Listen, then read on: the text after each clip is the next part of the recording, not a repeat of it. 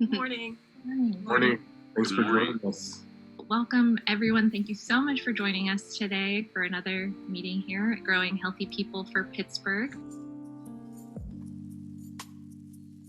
What we're doing is making an assessment on what is available in Pittsburgh, and it's culturally appropriate, right? So making sure that the people who live in the community actually have the foods that they're interested in buying. Our Vallejo assessment, like if Vallejo is graded down in their grocery stores, which they don't have that many either, because they weren't really selling food that was culturally appropriate, right? So they got a low grade. And so what we're doing here is really just making a baseline and showing that there needs to be more representation. You can educate people, and that's what we're up to anyway.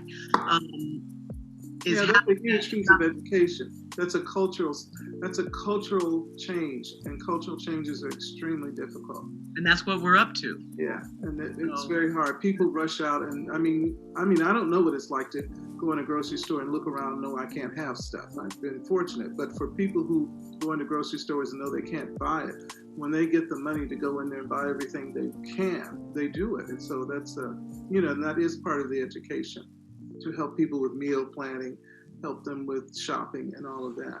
Because they need to learn to shop not all at once so they can buy fruits and vegetables. I was able to identify that there were a lot of foods that I was not aware of that I looked up that I think we should incorporate in our diet. There were a lot of foods that had proteins and nutrients and minerals that I never would have thought of. I mean, with that first Zoom meeting, I went, oh, really? And it really was kind of the fire that I needed, under me. But just to see, there's some real heavy hitters here. I am blown. I just got a chill, literally.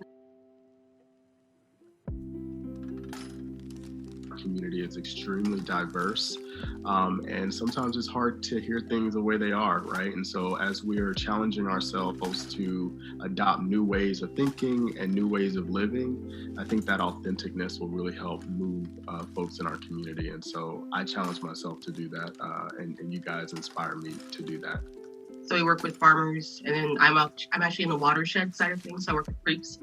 But throughout Contra Costa County, we like to help support the conservation of our natural resources. We'll be asking things about EBT. We'll be asking things about, is this store predominantly selling liquor?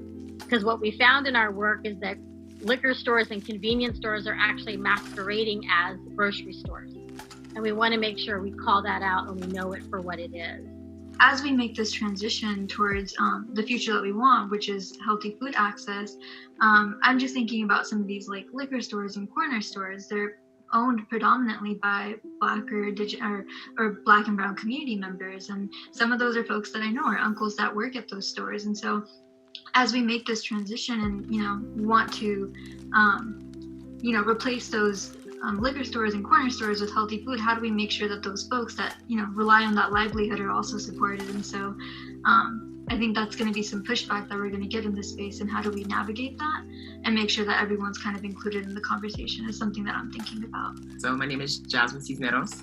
I work for the Los Medanos Community Healthcare District as a community outreach specialist in the Healthy Food and Nutrition Department.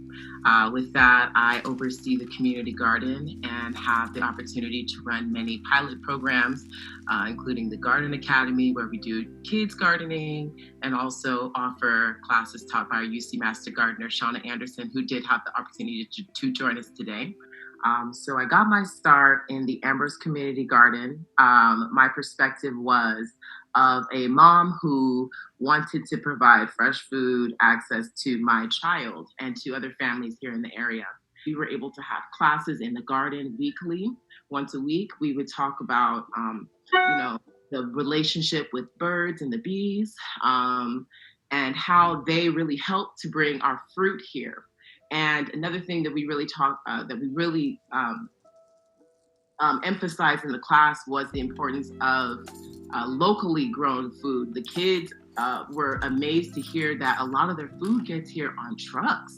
A lot of them think that it just comes or don't even think about those types of things. So it was a really good way to introduce families here in Bay Point to fresh food access and education. creating a farm for foster youth transitioning out of foster care. We partnered with John Muir Land Trust. It was just a fluke meeting in the parking lot, and I told the executive director this big audacious goal that Jack had, I was helping him with, and he said, I want to stop looking for land, I'll find it. And he did, out in Pittsburg, which was one of our target areas.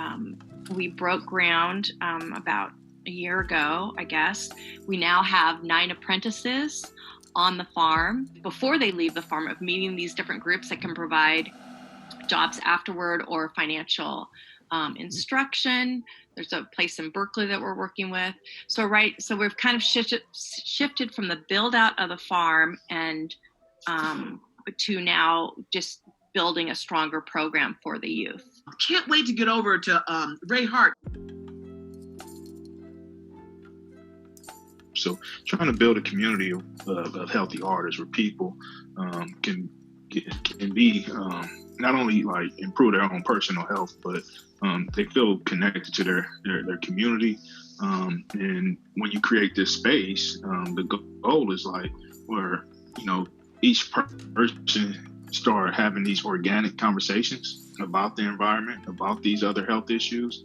And then we build a culture of health and community in this civic engagement.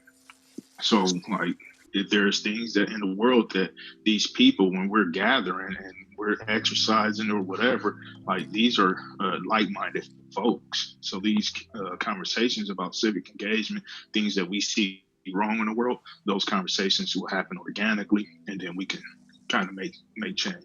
I feel like I have a certain social responsibility to, bring something good to the world, however that might look.